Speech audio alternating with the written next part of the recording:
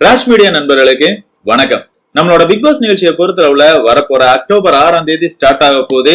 இருந்தாலும் big pass fever இப்பவுமே start ஆயிருச்சு அப்படின்னே சொல்லலாம். அதுலயும் குறிப்பா கமல் சார் இந்த சீசனை தொகுத்து வழங்க மாட்டேன் அப்படின்னு சொன்னதுல இருந்தே இந்த சீசனை சரத்குமார் தான் தொகுத்து வழங்க போறாரு, இல்லப்பா விஜய் சேதுபதிப்பா, இல்லப்பா சிவகார்த்திகேயன், இல்ல சிம்பு அப்படிங்கிற மாதிரி பல பேரோட பேர்கள் அடிபட்டுக்கிட்டு இருக்குது. இருந்தாலும் ஃபைனலா விஜய் சேதுபதி தான் இந்த சீசனை தொகுத்து வழங்க போறார் அப்படிங்கிற செய்தி தான் இப்போதைக்கு வந்துகிட்டு இருக்குது அப்படின்னு சொல்லாங்க.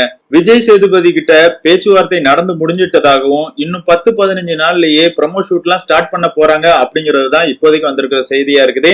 இது மட்டும் உண்மையா இருந்துச்சு அப்படின்னா இந்த சீசன் ஊத்திக்கிச்சு அப்படின்னே சொல்லாங்க. என்னப்பா விஜய் சேதுபதி ரொம்ப நல்ல நடிகர், சிறந்த நடிகர், மக்கள் நாயகன், அப்படி இருக்கும்போது அவரு தொகுத்து வழங்கினா ஷோ எதுக்கு நல்லா இருக்காது அப்படிங்கிற மாதிரி நீங்க கேட்கலாங்க. நான் சொல்லலங்க, இது எல்லாமே அவரே சொன்னதுதான். அவரை பொறுத்தளவுல இந்த சீசனை தான் அவர் முதல் முறையா தொகுத்து வழங்க போறாரா அப்படின்னு கேட்டீங்கன்னா கிடையாது. இதுக்கு முன்னாடியே சன் டிவில 2 நிகழ்ச்சிய விஜய் சேதுபதி அவர்கள் தொகுத்து வழங்கியிருக்காரு. அதாவது மாஸ்டர் ஷெஃப், நம்ம ஒரு ஹீரோ அப்படிங்கிற 2 நிகழ்ச்சிய விஜய் சேதுபதி அவர்கள் தொகுத்து வழங்கியிருக்காரு. இந்த 2 நிகழ்ச்சியுமே அட்ட பிளாப் அப்படின்னே சொல்லலாம். பாதிலேயே நிப்பாட்டாங்க.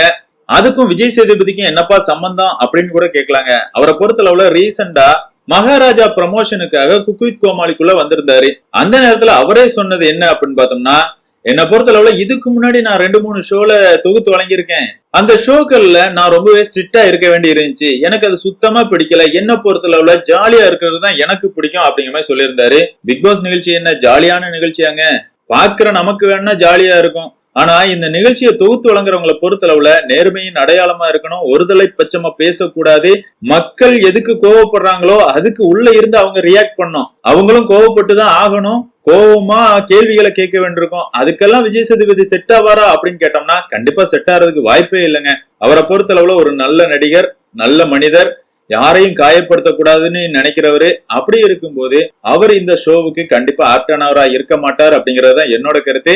சரி, என்னதான் இருந்தாலும் அவர் தான் இந்த நிகழ்ச்சியை தொகுத்து வழங்க போறார் அப்படின்னா பிக் பாஸ் வீட்டுக்குள்ள வர்ற போட்டியாளர்களோட நிலைமை அதோகதி அப்படின்னே சொல்லலாம். ஆமாங்க, விஜய் டிவியை பொறுத்தளவுல பிக் பாஸ் அப்படிங்கறது அவங்களோட டிஆர்பிக்கு மிகவும் முக்கியமான ஒரு நிகழ்ச்சி அப்படின்னே சொல்லலாம். அப்படி இருக்கும்போது இந்த நிகழ்ச்சியை எப்படியாவது ஹிட் ஆக்கணும் அப்படிங்கறதுக்காக இவங்க என்ன வேலை வேணாலும் பண்ணுவாங்க. போன சீசன்ல பண்ணாத வேலையா?